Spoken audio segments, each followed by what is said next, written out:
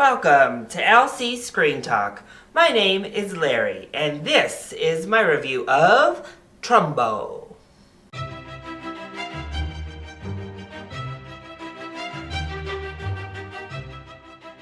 So award season is in full flight right now, thus Trumbo was required viewing. I think its awards race has really slowed down. I haven't heard much surrounding Trumbo regarding its Oscar chances, but after seeing the film, I'm definitely glad I did, even if it doesn't come away with any nominations, because it's a very solid film. First of all, as you might expect, the acting cast is just stellar. I think Bryan Cranston was wonderful in this movie, just fantastic. And I do think he deserves to at least be in the race for Actor of the Year. He was very, very strong. The other highlight to me was Louis C.K. as one of the supporting cast. Fantastic. I'm not a huge Louis C.K. fan. I don't necessarily watch his stand-up or his show. Every now and then, though, he does show glimpses of being able to really act. This is one of them. I thought he was so good, and by far the best out of all of the supporting cast, right up there on the same level with Bryan Cranston. So if nothing else, I would love to see Louis C.K. get into the talks and maybe even get a nomination for Best Supporting Actor. All of the rest of the supporting cast, they were all very strong. You know, John Goodman was good. Diane Lane played her part very well, actually. We had Al Fanning there, who was also good. None of them quite as strong as the two I mentioned, but very, very solid performances. And then we had Helen Mirren, and Helen, she really chewed up the scenery. She was fun to watch, but definitely hammed it up a little bit more than all of her co-stars. But you gotta love her anyway, right? She's fantastic. And even if she does ham it up, there you go. And then the story itself is just so interesting. And a part of history, again, that has sort of started to get explored more. We all know about the Cold War. We all know about, the Red Scare in U.S. history.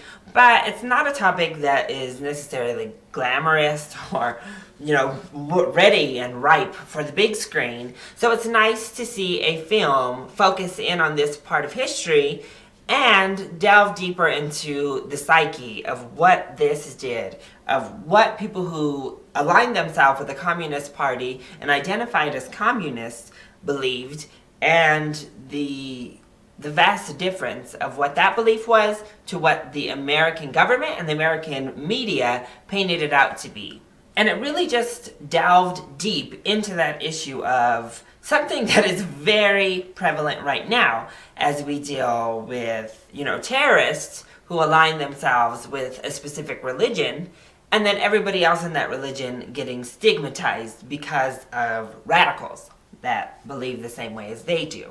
And this kind of had that same notation of, we are part of a communist party, but our party is no different and no more radical or crazy than the Democrat Party and the Republican Party.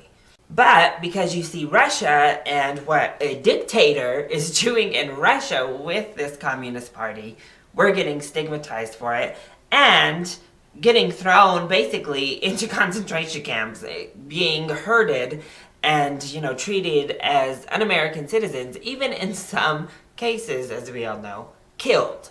And it was just so fascinating to watch it unfold before your eyes, to see what happened to these group of people and how they worked not only to beat the system for the good of the people, but for themselves, and to show, again, even the biggest martyrs for a cause can be self-motivated. As for negatives of the film, I think maybe it was a little bit overstuffed and a little bit in your face with that message. I really don't think it went too far into your face. It wasn't shoving it down your throat. But it was very forthcoming. There are direct lines referencing what that message is that they want you to get from the film. As I said, Helen Mirren chews up the scenery a little bit too much. And some of the scenes and some of the plots in here seemed a little bit contrived as well, where you were just like, okay, did we need to go here? Did we need to even see this? I don't know. But yeah, overall, it's not breaking any barriers, format-wise, or the way it's made or directed.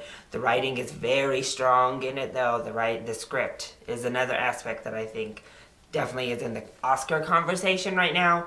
but directing, the way it's shot, none of that is particularly memorable. It's the performances, again, it's that script, that wonderful dialogue that we get, and it's just the very strong message and how it does parallel with today's world strongly that make this such an impactful film, and I think a must-see. But I would say definitely you can see this as a matinee or even wait for it to come out on streaming or in Redbox.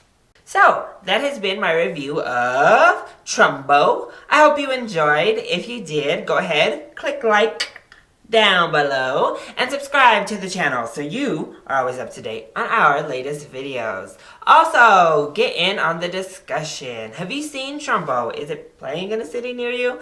And if you have, what are your thoughts on the film? Let me know either in the comment section down below or hit me up on Twitter. I love you all so much for your continued support. Mwah! Thank you for watching, and I'll see you next time. Bye!